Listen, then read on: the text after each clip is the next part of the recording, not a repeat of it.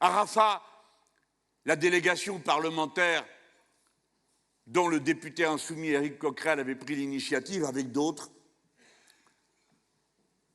a pu entendre les témoignages. Mes amis, je ne vais pas vous empêcher de dormir cette nuit. Mais moi, je n'ai pas dormi quand on me l'a raconté. Qu'on m'a raconté ce que je vous ai dit tout à l'heure. Les parents qui font ce qu'ils peuvent pour que les gosses aient moins peur. Jusqu'à l'absurde. Certains font éclater des pétards pour dire aux enfants, ce que vous entendez là-bas, c'est d'autres enfants qui font éclater des pétards. C'est Sébastien Delogu, député insoumis de Marseille, qui m'a raconté ça, parce qu'il avait les larmes aux yeux en racontant l'histoire, et combien d'autres.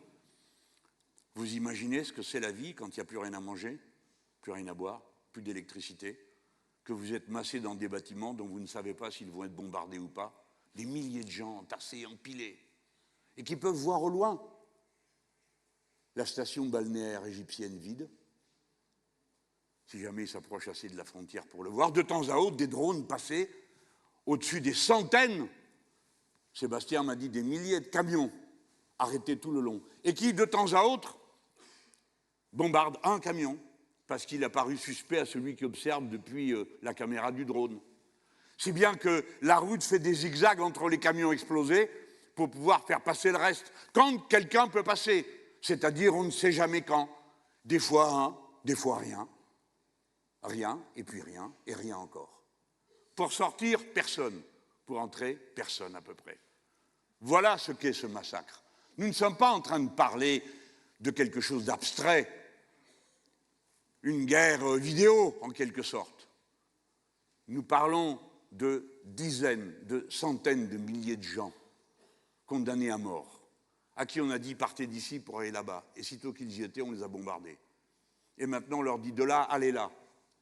Nous parlons de ça en ce moment même, à cette heure même. Voilà pourquoi ça vaut la peine de tenir bon. De quoi parle-t-on? De quelle action révolutionnaire suis-je en train de vous parler? Que la France fasse l'embargo sur les armes. J'ai dit il y a un instant, l'Espagne l'a fait, la Belgique l'a fait. Les plus anciens se rappellent qu'en pleine guerre des 6 jours, De Gaulle avait décidé qu'il ne filait plus les pièces de rechange des Mirages. Parce qu'à l'époque, l'armée israélienne était équipé avec des Mirages français. J'aime mieux vous dire qu'à ce moment-là, il y avait quelque chose de pas tout à fait évident dans la décision. Mais c'était une décision de principe. Voilà. C'est de ça dont on parle. Si les Nord-Américains arrêtaient de livrer des armes, la guerre s'arrêterait immédiatement.